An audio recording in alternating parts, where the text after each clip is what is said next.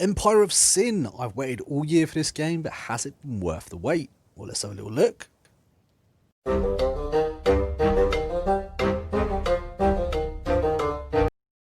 Hello and welcome to the Critically Curious. I'm TheMonk, and today we are going to be reviewing a game called Empire of Sin. Now, I've been waiting for this game all year, ever since it's actually been announced that this game was being made. A big fan of this genre, so I'm really looking forward to actually getting stuck into this game. Anyway, let's get into the review. Empire of Sin is a new strategy game brought to you by Romero Games. The game puts you at the heart of a ruthless criminal underworld of the 1920s Prohibition era Chicago. Step into the shoes of one of 14 bosses, real and historically inspired mob bosses such as Al Capone and Frank Reagan. Assemble your crew, build and manage your empire, and defend your turf. This game has been published by Paradox Interactive and developed by Romero Games.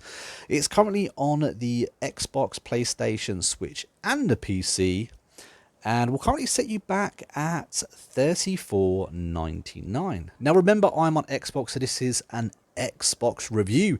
If you're interested in a PlayStation review, or want to see how this game actually runs on PlayStation as well, then maybe check out our good friends Screen Stars, because they are going to be reviewing this game and covering it as well. And he is actually on PlayStation, so if you're looking for a PlayStation review, check them out. I will put a link down in the description for you guys as well. Now, I have played quite a bit of this game. I am still on my first playthrough. Now, they say typically a playthrough will take you around 10 hours, depending on how you actually play the game.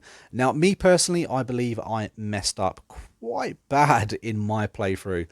You get given a load of money, and I spent it very quickly on something that I didn't realise what I was doing. So as you guys probably realise by now, the idea of this game, it is a strategy game, very similar to XCOM.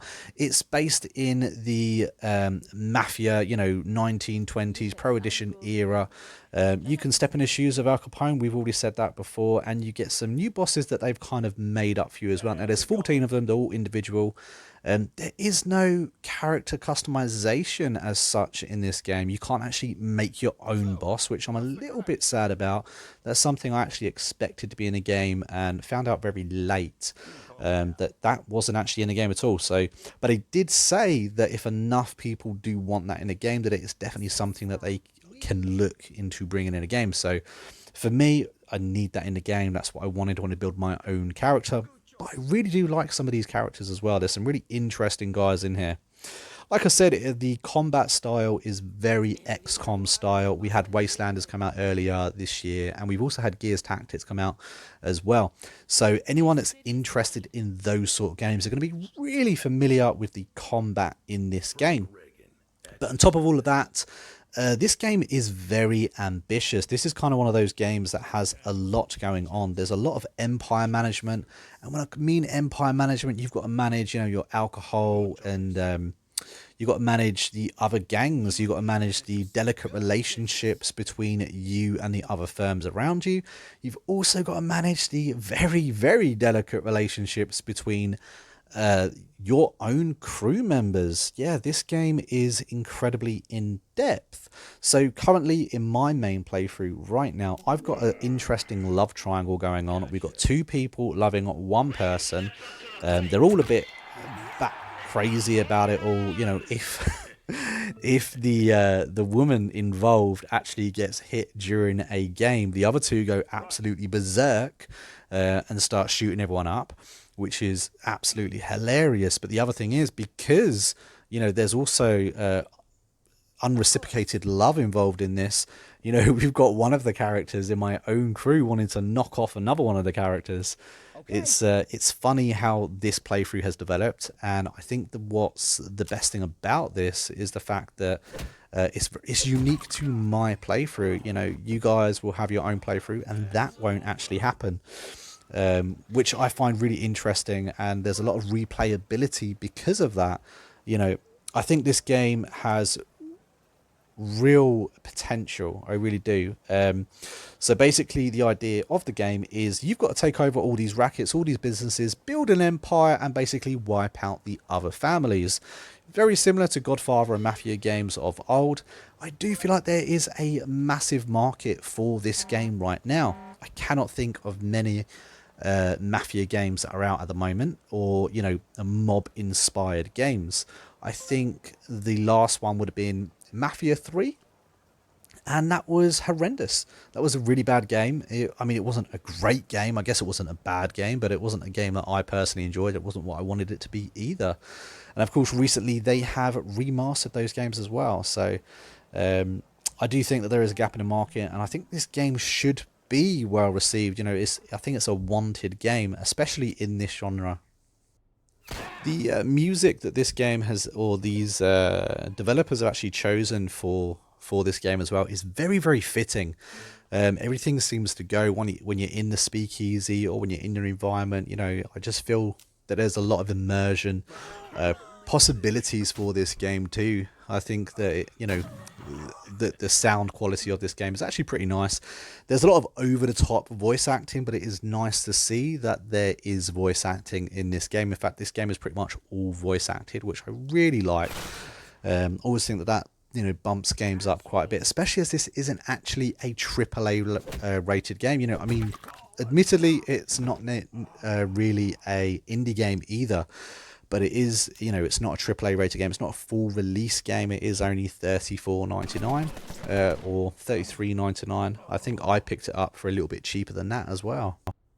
But it's safe to say that this is a good little RPG as well. There is a lot of although there isn't character customization, there are character builds, there are perks that you can work towards, and as time goes on, you will unlock new perks. This is a bit of a different game where you don't really necessarily level up. You actually get your perks, and you actually kind of gain more power as a character as you go on, and it's with your experiences in a game where you will change.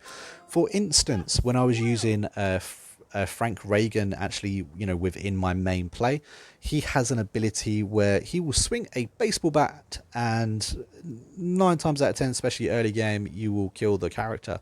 Now, because I got a number of melee kills with that character, he gained perks because of that. Things that was unique to him, and his experience as he played the game, and you can build upon that too, which was a really interesting thing that happens in this game. There's another one as well where if you do a certain number of executions, your character actually starts like doing those executions. They get kind of a bloodlust, and in the end they can become a serial killer. Problem with that is maybe they end up knocking off your own crew members, which isn't always fun. This game does have a very big learning curve though. Yes, it is very similar to XCOM and games like that. The turn-based combat itself isn't what you guys will actually struggle with. I feel like it's the empire management system that you will struggle with. Also, I found that even on the easier difficulties, the enemies are extremely aggressive. Right at the beginning of the game, I quickly found myself in I think I was at war with 3 different crews or 3 different families, which wasn't pleasant. I ended up being in back-to-back combat scenarios, and I didn't really know what I was doing at the time.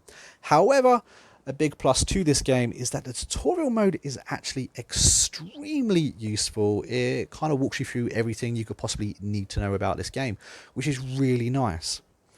Now, unfortunately, I have spoken about most of the good things about this game. There are downsides to this game massively. I wanted to get the good stuff out of the way. I didn't want to make this a down review. But unfortunately, this game is extremely buggy. There are a lot of things wrong with this game. It's very, very clunky. The UI is extremely clunky.